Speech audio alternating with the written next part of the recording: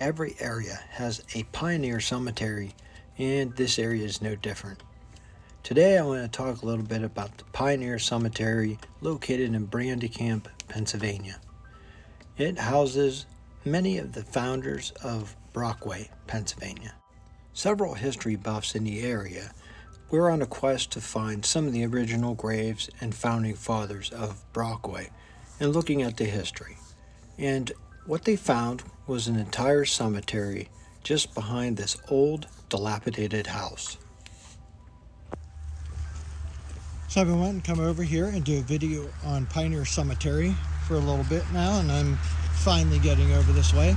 I was first kind of shown this cemetery about 2 months ago, and it's located right off Route 219, so that's why it's very noisy. But it's located in a town called Brockway, Pennsylvania, and it's in Elk County and Horton Township. This area, the land was first started to be founded upon by a Horton, therefore you have Horton Township. And Brockway itself was actually founded in 1818 by Dr. Jonathan Nichols Jr. So 1818, to give you an idea, that's super early. Brockway itself, which is a neighboring town, 1883. Brookville, 1830. Dubois, not too far away, 1872. Falls Creek, which is my hometown, 1848. St. Mary's, 1842. So these are all surrounding communities. So 1818 is super early. But Dr. Jonathan Nichols was a physician, and he moved in here and got 200 acres of land. If it wasn't for local history buffs who persisted in looking for the roots of their hometown of Brockway and some of the roots of the people who founded it, this place would have probably gone unnoticed for quite a while, because it was basically an abandoned cemetery. But through the Brockway Historical Center, I believe the Taylor Memorial, and also the Elk County History Center, they did a joint effort, purchased the land, and set it aside for the Pioneer Cemetery. So, Pioneer, how's it related to Brockway? Well, Dr. Nichols' daughter, and she got married. So Nichols' daughter Rhoda got married to Chauncey, and his name was Chauncey Brockway. So originally, Nichols laid out the plans for Brockway itself, and Chauncey was officially the first Brockway to live in Brockway. Now, Chauncey's parents were Consider Brockway, the father, and the wife, Keziah. And Dr. Nichols Jr. is over here. So you had Dr. Nichols Jr. and his wife, Roba. Now, interesting, Dr. Nichols and Consider Brockway, they are Revolutionary War veterans. So that's very rare to hear. Now, within this cemetery, there's approximately 12 to 14 unmarked graves and unmarked locations. Some of them have been marked with simple rocks. In a few locations, there are some triangular rocks, I believe, in the woods over here that are known to be children. And there's some depressions in different areas. And these depressions that are located are thought to be from old headstones or old rocks, or of course old burials. But there are several of these unmarked graves and some of these burials that are possibly known that are back here through the woods. So this was a corner of the plot of land that Dr. Nichols had, and he set it aside for a family plot, and they started, gradually burying their family back here. As I said, you have the main people up there, and we have quite a few simple markings here. So obviously there's some definite ideas of where some of the graves may sit back here. But in all, 12 to 14 unmarked. Very interesting. So this is the area. and I'll cover a little bit more information about it. And once again, this lost cemetery was discovered behind this old dilapidated house, which was part of what would have been the Nichols property.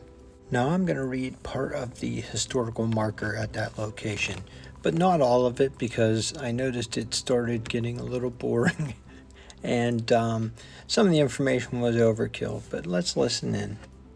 I'm going to do a quick reading basically on this historical marker, but some of the information I covered, but either way, the village of Brandy Camp in Elk County, Pennsylvania was settled in 1818 by Isaac and Lucy Horton.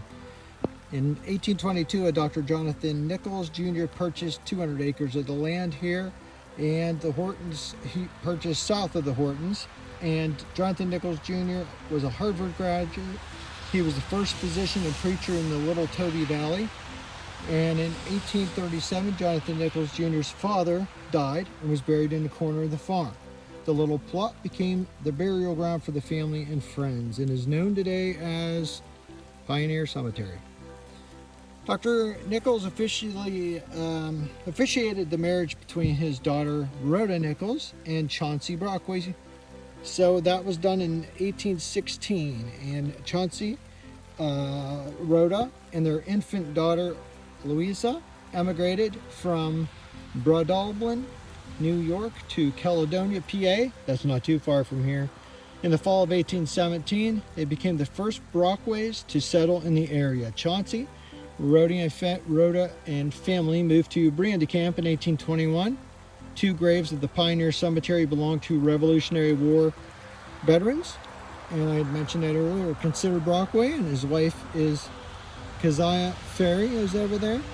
And Consider and Keziah Brockway were the parents of Chauncey. James and Alonzo Brockway.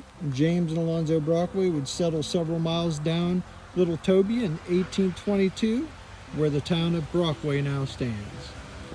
I started to paraphrase a bit. Lots of names, getting confusing, etc. But, as I mentioned, Jonathan Nichols Sr. passed away. They buried him in a corner plot, and that became what is now Pioneer Cemetery, or this lost cemetery that has been recovered and redeemed. Two other graves at the Pioneer Cemetery are for Jonathan Nichols Jr.'s parents. So that is the Jonathan Nichols Sr. and his wife, whose name was also Rhoda Nichols. So lots of names being shared.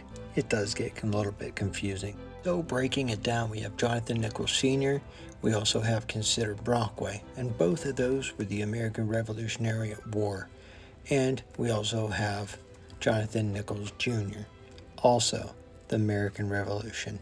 So there's three identified up there.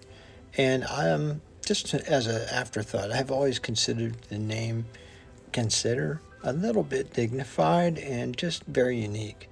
So it's also a different experience, the Revolutionary War veterans' graves, which are not something that is very common to this area. We have to remember that this area, as noted by the 1800s foundings of all these places, it was occupied later, so it was a bit thick in the sticks, and it was still in the Pennsylvania wilds. I had mentioned some children that were buried up in the cemetery as well, and that includes Chauncey and Rhoda's baby, who they named Jonathan. Yes, another Jonathan. There's some additional families up there as well that we do know the names of. So we have the Brockways and the Nichols, of course, but we also have the Bennett and Knopf families.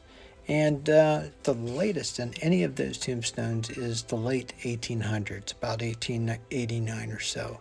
So it must have been in the late 1800s, a little later than that, that these names and locations of the graves began to get lost to time. But once again, this cemetery is open to visit and is found on Pioneer Cemetery Road off of Route 219 in Horton Township near Brandy Camp in Elk County, Pennsylvania. I want to say thanks to the Brockway Historical Center, the Taylor Memorial Museum, and I see by the history marker sign that the Elk County Historical Society also had a hand in bringing this Pioneers project together. And Tiver Adventures wants to thank you for watching our video, and we hope that you like and subscribe for more content. Now, I'm going to talk a little bit about one final thing, a witness tree. as I leave the Pioneer Cemetery here in Elk County, I am looking upon the scenes around it, and of course this property has been purchased and maintained. Back there we had those unmarked graves. There are some other graves that are identified directly behind those 4 graves right there. And it's interesting because I'm looking at this tree here and it is huge. So often we hear talk about witness trees, and probably I'd have to look into it, but you're looking at, say, early 1880s, so 200 years, probably not quite a witness tree, but definitely a witness tree to some of the Brockway family as they made their way through here. But definitely huge, and a old tree. I wanted to fact check myself on that age of the tree, and I looked into a few details, and from what I understand, a white pine that is 72 inches in diameter is about 100 years old. And there is a long crazy formula to figure out approximate age on those trees. But once again, 100 years old, so it went back to about the 1920s.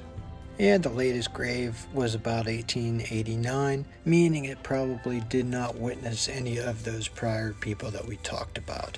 But it's old and it's seen a lot over the days. Thanks again for watching, and stay tuned for more.